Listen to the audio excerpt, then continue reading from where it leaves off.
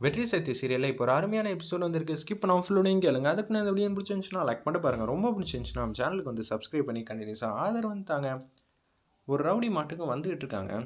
மீனாட்சி அம்மா முன்னாடியே வந்து நிற்கிறாங்க. ஆனால் மீனாட்சி அம்மா வந்து பார்க்கல. ஒரு பக்கம் வந்து மீனாட்சி அம்மாவையும் ரங்கநாயகி அம்மாவையும் ஒவ்வொரு பக்கம் வந்து நின்றுட்டு இருக்காங்க. பிரஸ்காரங்களாம் வந்து கேள்வி கேட்டுட்டு இருக்காங்க அந்த இடத்துல.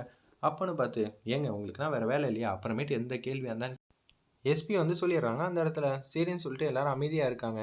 பூஜா கிட்ட பேசலாம் தான் அந்த ரவுடி வந்து சைகை மூலியமா வந்து கையை கையை ஆட்டிட்டு இருக்காங்க. இந்த விஷயத்த வந்து பார்த்துடுறாங்க அந்த இடத்துல ரங்கநாயகம்மா. ரங்கநாயகம்மா பார்க்குறாங்கன்னு பூஜாவோட அசிஸ்டண்ட் வந்து அதை வந்து சரியாக வந்து நோட் பண்ணல.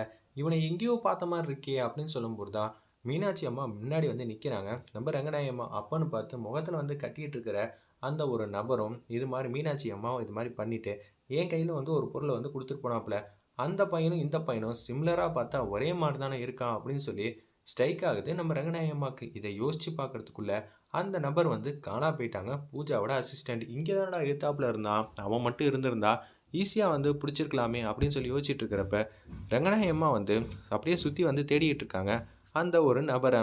சக்தியும் சாட்சி சொல்கிறதுக்காக இன்னொருத்தரையும் வந்து கூட்டிகிட்டு வந்துட்டு இருக்காங்க அந்த இடத்துல. நம்ம சக்தி ஆட்டோவில் வந்துட்டு இருக்காங்க. நல்ல வேலைம்மா நீ வந்த, நீ மட்டும் வரலனா இது மாதிரி நடந்திருக்கவே நடந்திருக்காது அப்படின்னு சொல்லிட்டு இருக்காங்க. ஒரு பக்கம் நீங்கள் சொன்ன மாதிரியே வந்து சக்தி வந்து தப்பிச்சிட்டாங்க அப்படின்னு பூஜாவுக்கு வந்து ஃபோன் அடிச்சு இன்ஃபார்ம் பண்ணிடுறாங்க அந்த இடத்துல பூஜாவோட அசிஸ்டண்ட். நான் நினச்சபடி தானே எல்லாமே போயிட்டுருக்கு.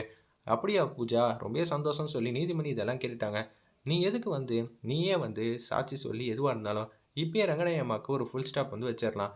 ஆனால் நீ ஏன் இப்படியெல்லாம் பண்ணிகிட்டு இருக்க, எனக்கு ஒன்றும் புரியலையே அப்படின்னு சொல்லி கேட்டோன்னே, நான் கண்டுபிடிச்சிட்டேன் பூஜா.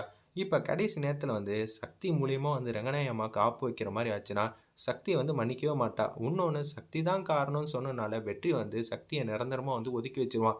இதுக்காக தானே திட்டம் போட்டுட்டு இருக்க. நீங்கள் வந்து சூப்பரான ஆள் தான், செமையாக என் திட்டத்தை வந்து கேட்ச் பண்ணிட்டீங்க. இதுக்காக தான் போராடிக்கிட்டு இருக்கேன். கண்டிப்பாக வந்து நடந்துரும். ஏன்னா மத்தியானம் லஞ்ச் டைம் முடியறதுக்குள்ளே சாட்சி சொல்கிறதுக்காக வந்து சக்தியும் அந்த ஒரு நபரும் வந்துருவாங்க. அப்புறம் என்ன, நம்ம நினச்ச திட்டம்லாம் மாசாக வந்து நடந்துருங்கிற மாதிரி தான் யோசிச்சுட்டு இருக்காங்க அந்த இடத்துல நம்ம பூஜா. அப்பன்னு பார்த்து அவங்க முன்னாடி வந்து நிற்கிறாங்க பூஜாவோட அசிஸ்டண்ட். யாருமா பூஜா இவன்? இவன் என்ன நம்ம முன்னாடி வந்து நின்றுட்டு இருக்கான்? இவனை பார்த்து நீ வேற பயப்படுற மாதிரி இருக்க அப்படின்னு சொல்லி கேட்டோன்னே, ஏய் இங்கேருந்து என்னடா பிரச்சனை பண்ணிகிட்டு இருக்க? எதுவாக இருந்தாலும் கெஸ்ட் ஹவுஸ்க்கு போய் கேட்க வேண்டியது தானே. கெஸ்ட் ஹவுஸ்லாம் போக முடியாது. எனக்கு இப்பயே வந்து ஒரு முடிவு தெரிஞ்சாகணும்.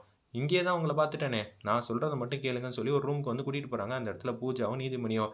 யார் இவன், என்ன இவன் அப்படின்னு சொல்லி யோசிச்சுட்டு இருக்கப்ப தான் நீதிமணிக்கே வந்து முழு விவரமும் தெரிஞ்சிருது. நான் தானே மீனாட்சி அம்மாவை இது மாதிரி பண்ணேன். நீங்கள் சொன்னீங்கன்னா ரங்கநாயகி அம்மா கையில் வந்து இந்த பொருளை கொடுத்துட்டு வேக வேகமாக ஓடினேன். அப்படி இருக்க சுச்சுவேஷனில் இது மாதிரிலாம் பண்ணாதீங்க. எனக்கு என்ன 10,000 காசு தரேங்கிறீங்க. பக்கத்தில் 2 சைஃபர் போட்டு 10 லட்சமாக கொடுத்தீங்கன்னா ஓகே. இல்லாட்டி நீங்கள் தான் பண்ண சொன்னீங்கன்னு சொல்லி நான் இங்கேயே திலகவதி கிட்ட எல்லா உண்மையும் சொல்லி நான் வந்து வாக்குமூலம் கொடுத்துருவேன். பார்த்துக்கங்க அப்படின்னு சொல்லும்போது, சரிடா அவுட் ஹவுஸ் வந்து போடா, நான் கண்டிப்பாக வந்து 10 லட்சத்தோடு வரேன், தந்துடுறேன். இதெல்லாம் எனக்கு ஒரு பெரிய விஷயமே இல்லை. என்னை ஏமாற்றணும்னு நினச்சிங்க, நான் உங்களை சும்மா விட மாட்டேன்னு சொல்லி உச்சக்கட்ட கோவத்தில் வந்து பேசுகிறாங்க அந்த இடத்துல நம்ம பூஜாவோட அசிஸ்டண்ட். உடனே வந்து கையில் ஏதோ ஒரு பொருளை வந்து எடுத்துக்கிட்டாங்க பூஜா. அவங்கள இது மாதிரி பண்ணோன்னே அவங்க அசந்து வந்து தூங்கிடுறாங்க. அப்பன்னு பார்த்து வெளியில் வந்து ஏதோ ஒரு சத்தம் கேட்குது. பூஜா, வெளியில் ஏதோ சத்தம் கேட்குதுமா, இப்போதைக்கு நம்ம இங்கேருந்து ஒளிஞ்சிக்கணும், இல்லாட்டி நம்மள வந்து பார்த்துட்டாங்கன்னு வச்சுக்கேன் அப்புறம் பிரச்சனை ஆகிடும்னு சொன்னோன்னே பூஜா வந்து ஒரு பீரோவுக்கு பின்னாடி ஒளிஞ்சிக்கிறாங்க. ஒரு சேர் இருக்குது, அதுக்கு பின்னாடி நீதிமணி வந்து ஒளிஞ்சிக்கிறாங்க அந்த இடத்துல. அப்பன்னு பார்த்து ரங்கநாயகமாக தான் பார்த்துட்றாங்க. இவனுக்கு இது மாதிரி பிரச்சனையா, இவன்கிட்ட வந்து வெற்றியை வந்து கூப்பிட்டு வச்சு காட்டினா எல்லா பிரச்சனையும் தீந்துரும்னு சொல்லிட்டு அந்த இடத்துல வந்து குடுகுடுன்னு வந்து வெற்றி கிட்ட நடந்ததெல்லாம் சொல்லிடுறாங்க. மீனாட்சி அம்மா இது மாதிரி பண்ணவன் இங்கே தான்ப்பா சுற்றிட்டு இருக்கான், இந்த ஒரு ரூமில் இருக்கான், என்னால் அவனை இழுத்துட்டு போக முடியாது, அவன் கீழே படுத்து தூங்கிட்டு இருக்கான், என்ன ஏதுன்னு பாருப்பா அப்படின்னு சொல்லும்போது தர தரன்னு வந்து நீதிமணியும் பூஜாவும் சேர்ந்து அந்த பெஞ்ச் மாதிரி இருக்குது, பெஞ்சு கடியில் வந்து அவரை வந்து படுக்க வச்சிடுறாங்க. ஒரு பக்கம் சேருக்கு பின்னாடி வந்து ஒளிஞ்சிக்கிறாங்க நம்ம நீதிமணி. அதே மாதிரி ஒரு பீரோ இருக்குது, பீரோக்கு பின்னாடி வந்து ஒளிஞ்சிக்கிட்டு இருக்காங்க நம்ம பூஜா.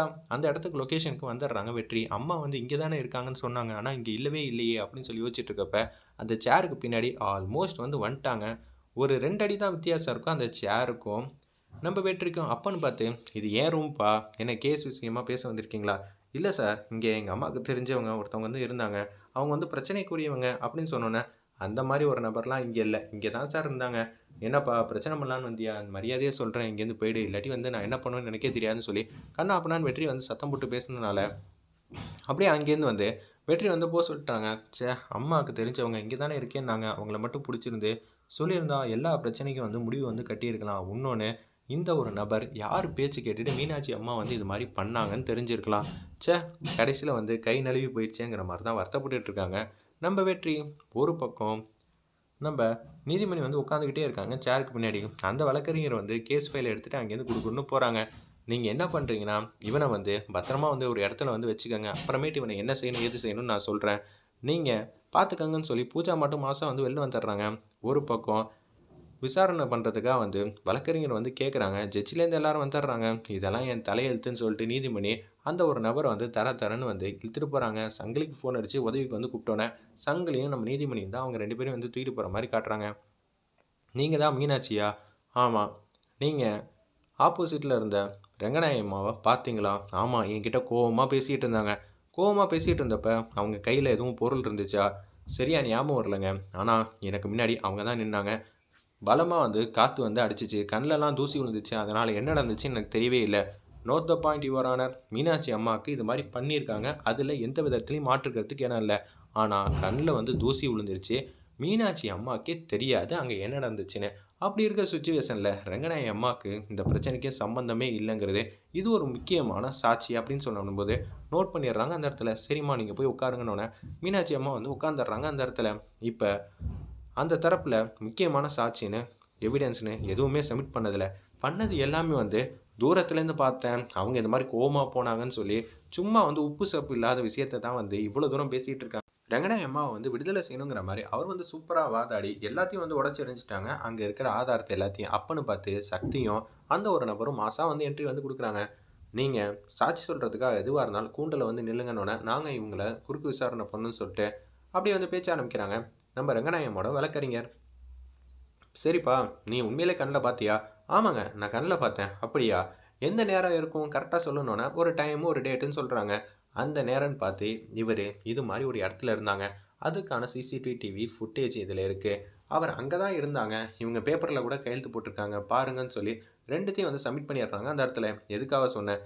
என்ன ஒருத்தவங்க இது மாதிரி சொல்ல சொன்னாங்க, அதனால தான் சொன்னேன் அப்படின்னு அந்த இடத்துல ஒரு நபர் வந்து சொன்னனால, சரி இந்த பிரச்சனையெல்லாம் என்ன ஏதுன்னு ஆரம்பத்துலேருந்தே உங்களுக்கே புரியுது. போதிய வகை எந்த விதமான சாட்சியும் வந்து அவங்களால சப்மிட் பண்ண முடியல.